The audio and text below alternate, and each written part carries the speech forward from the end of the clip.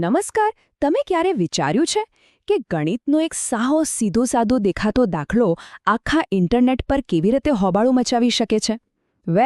આજે આપણે એવા જ એક સમીકરણની વાત કરવાના છીએ જેણે લોકોને રીતસર 2 ભાગમાં વહેંચી દીધા છે. તો આ રહ્યું એ સમીકરણ જેણે ઇન્ટરનેટ પર ધૂમ મચાવી દીધી છે. જરા ધ્યાનથી જુઓ અને મનમાં વિચારો, આનો જવાબ શું હોઈ શકે? લાગે છે ને સાવ સહેલો, પણ આ માત્ર એક દાખલો નથી. સમજી લો કે આ ગણિતના મૂળભૂત નિયમોનો એક ટેસ્ટ છે. ખબર છે, આવું કોઈ સમીકરણ સામે આવે ને એટલે મોટાભાગના લોકો સીધા એક જાળમાં ફસાઈ જાય છે. એક એવી સામાન્ય ભૂલ જે જવાબને આખો બદલી નાખે છે. ચાલો જોઈએ કે ભૂલ છે શું. જુઓ, સૌથી પહેલી અને સ્વાભાવિક વૃત્તિ શું થાય? બસ ડાબેથી શરૂ કરો અને આગળ વધતા જાઓ. એટલે કે 25 + 25, જવાબ આવ્યો 50. એકદમ સીધું સાદું લાગે, ખરું ને? પણ જેવી રીતે 50ને તમે આગળના 25 સાથે ગુણો છો, બસ ત્યાં જ આખી ગાડી પાટા પરથી ઉતરી જાય છે. જવાબ અચાનક ક્યાંયનો ક્યાંય પહોંચી જાય છે અને આખી ગણતરી ગૂંચવાઈને રહી જાય છે. અને આ જ તો મૂળ સમસ્યા જ છે. વિચારો, જો દરેક જણ પોતાની રીતે ગણતરી કરે તો સંખ્યાઓનો કોઈ અર્થ જ ન રહે. જો ગણિતમાં કોઈ એક ચોક્કસ નિયમ જ ન હોય તો એક જ સવાલના હજારો અલગ અલગ જવાબ આવે. અને ગણિતની જે સુંદરતા છે એ તો એની ચોકસાઈમાં જ છે, જ્યાં દરેક માટે જવાબ એક જ હોય. તો સવાલ એ છે કે આ ગૂંચવણનો ઉકેલ શું? એનો જવાબ છે એક સુવર્ણ નિયમ. એક એવો નિયમ જે પાક્કું કરે છે કે દુનિયામાં કોઈ પણ વ્યક્તિ આ દાખલો ગણે, જવાબ હંમેશા એક જ આવવો જોઈએ. આ નિયમને કહેવાય છે ઓર્ડર ઓફ ઓપરેશન્સ, એટલે કે ગણિતનો એક ચોક્કસ ક્રમ. આને તમે ગણિતનું વ્યાકરણ સમજી શકો છો. જેમ કોઈ ભાષાને બરાબર સમજવા અને બોલવા માટે વ્યાકરણ જરૂરી છે, બસ એ જ રીતે ગણિતને સાચી રીતે ઉકેલવા માટે આ નિયમો એકદમ જરૂરી છે. હવે આ નિયમને યાદ રાખવા માટે એક બહુ જાણીતો શબ્દ છે, પેમદાસ. ચાલો એને સમજીએ. પી એટલે પેરેન્થેસિસ, એટલે કે સૌથી પહેલા કૌંસને ઉકેલવાના. પછી ઈ એટલે એક્સપોનેન્ટ્સ, એટલે કે ઘાતાંક. એ પછી આવે છે એમ અને ડી, એટલે મલ્ટિપ્લિકેશન અને ડિવિઝન, ગુણાકાર અને ભાગાકાર. અને છેલ્લે એ અને એસ, એટલે એડિશન અને સબટ્રેક્શન, સરવાળો અને બાદબાકી. પણ અહીં એક બહુ જ મહત્વની વાત યાદ રાખવાની છે. ગુણાકાર અને ભાગાકાર એક જ લેવલ પર છે અને સરવાળો બાદબાકી પણ. તો જ્યારે એ બંને સાથે આવે ત્યારે આપણે હંમેશા ડાબેથી જમણી બાજુ જ આગળ વધવાનું. ચાલો ત્યારે, હવે થિયરી બહુ થઈ. આપણે સીધા આ પેમદાસના સુપરપાવરનો ઉપયોગ કરીને આપણા પેલા ઇન્ટરનેટ ફેમસ સમીકરણને સ્ટેપ બાય સ્ટેપ ઉકેલીએ અને જોઈએ કે સાચો જવાબ આખરે છે શું.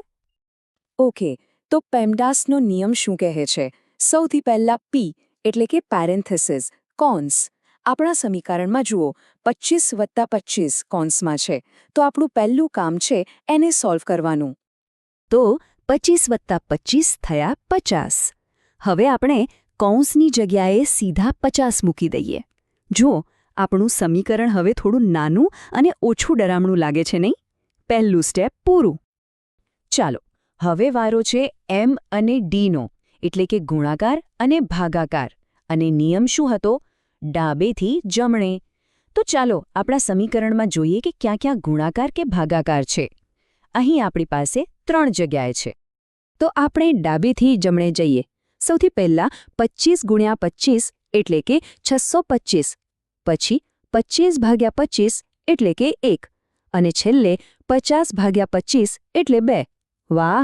હવે આપણું સમીકરણ જુઓ કેટલું નાનું અને સરળ થઈ ગયું છે. પણ હજી એક ગુણાકાર બાકી છે, 2 × 25, જેનો જવાબ છે 50. અને હવે જુઓ, જે સમીકરણ પહેલાં આટલું મોટું અને જટિલ લાગતું હતું એ હવે સાવ સીધું સાદું બની ગયું છે. હવે તો બસ સરવાળા અને બાદબાકી જ કરવાના રહ્યા. ઓકે, તો હવે આપણે પહોંચી ગયા છીએ છેલ્લા સ્ટેપ પર, એ અને એસ, સરવાળો અને બાદબાકી. અને અહીં પણ નિયમ એ જ રહેશે, ડાબેથી જમણે. તો સૌથી પહેલા આપણે કરીશું 25 અને 625નો સરવાળો. તો 25 + 625 એટલે થયા 650. એમાંથી 1 બાદ કરીએ એટલે બચ્યા 649. અને હવે આપણે જવાબથી બસ એક જ સ્ટેપ દૂર છીએ. 649 + 50. તો આટલી બધી મહેનત આટલા બધા નિયમોનું પાલન કર્યા પછી એ સવાલ જેણે આખા ઇન્ટરનેટને હલાવી દીધો હતો એનો સાચો જવાબ આખરે છે શું? અને સાચું જવાબ છે 699. જો તમે પેમડાસના નિયમોનું બરાબર પાલન કર્યું હોય તો મને ખાતરી છે કે તમારો જવાબ પણ આ જ આવ્યો હશે. અને આનાથી વધુ સારી રીતે શું સમજાવી શકાય કે શા માટે એક ચોક્કસ નિયમ હોવો જરૂરી છે?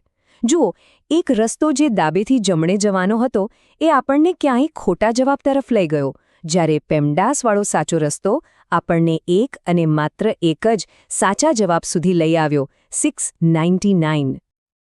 આના પરથી એક બહુ મોટો સવાલ મનમાં આવે છે. જો ગણિત જેવા ચોક્કસ વિજ્ઞાનને પણ બરાબર કામ કરવા માટે એક કડક નિયમ અને ક્રમની જરૂર પડે છે, તો જરા વિચારો, આપણી દુનિયાની બીજી કઈ સિસ્ટમ્સ છે જે આવા નિયમો વગર સાવ ભાંગી પડે? ટ્રાફિકના નિયમો, કાયદાઓ, સમાજની વ્યવસ્થા, આના પર જરૂર વિચારવા જેવું છે.